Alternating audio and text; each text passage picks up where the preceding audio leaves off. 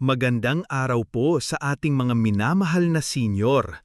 Madalas po ba kayong nakakaramdam ng kaba o pag-aalala kapag oras na para sa medical check-up?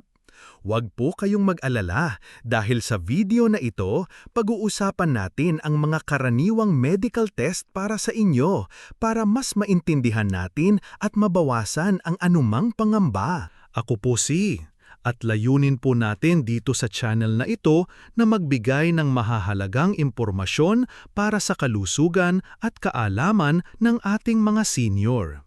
Kung bago po kayo dito, huwag kalimutang mag-subscribe at i-click ang like button para lagi kayong updated sa ating mga bagong video.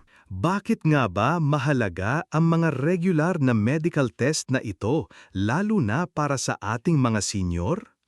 Una, para maagapan ang anumang sakit. Pangalawa, para masubaybayan ang mga dati ng kondisyon.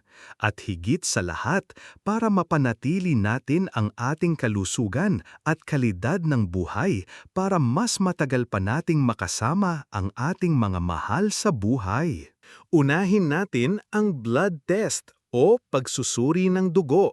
Ito po ay para malaman ang antas ng ating sugar, kolesterol, bilang ng ating mga blood cells at kung may impeksyon o pamamaga ba sa ating katawan. Minsan, kailangan po nating mag-fasting o hindi kumain ng ilang oras bago ito kunin. Mahalaga ito para ma-detect ang diabetes, sakit sa puso, anemia at iba pa. Sunod po ay ang urinalysis o pagsusuri ng ihi.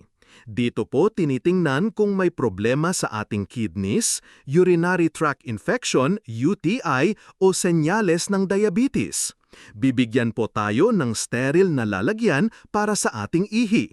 Simpleng proseso lang po ito, pero malaki ang naitutulong para malaman ang ating kalusugan. Napaka-common din po ang blood pressure check. Sinusukat nito ang puwersa ng dugo sa ating mga ugat. Mahalaga ito para malaman kung tayo ay may high blood pressure o hypertension na isang risk factor sa stroke at sakit sa puso. Mabilis lang po itong gawin. Ang fasting blood sugar o FBS test naman po ay para malaman ang level ng asukal sa ating dugo pagkatapos ng ilang oras na hindi pagkain. Ito po ay pangunahing test para sa diabetes. Ang maagang pagkaalam nito ay susi para sa tamang management. Minsan po, kailangan din ng chest x-ray. Ito ay kumukuha ng larawan ng ating dibdib kasama ang puso at baga.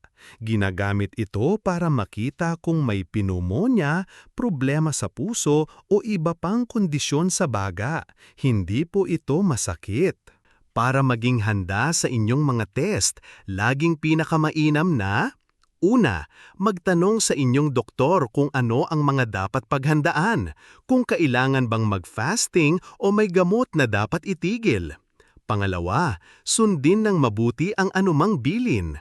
Pangatlo, kung kinakabahan, okay lang pong magsama ng kapamilya o kaibigan. At pang-apat, dalhin ang listahan ng inyong mga iniinom na gamot. Normal po na makaramdam ng kaunting kaba, pero tandaan po natin, ang mga test na ito ay para sa ating kapakanan. Ang pagkakaroon ng kaalaman tungkol sa mga ito ay makakatulong para mabawasan ang takot. Kayo po ay mahalaga at ang inyong kalusugan ang prioridad. Ngayon, gusto po naming marinig mula sa inyo.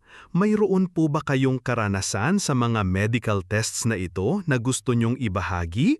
O baka may tanong pa kayo? I-comment lang po sa ibaba. At kung nakatulong po ang video na ito, sana po ay i-like nyo, i-share sa inyong mga kaibigan at kapamilya, at syempre mag-subscribe na rin po kayo para sa marami pang health tips para sa ating mga senior. Sa susunod po nating video, pag-uusapan naman natin ang mga masusustansyang pagkain na dapat kainin ng mga senior. Kaya abangan niyo po yan. Muli, maraming salamat po sa panunood. Tandaan, ang kalusugan ay kayamanan. Hanggang sa muli mga mahal naming senior, ingat po kayo palagi.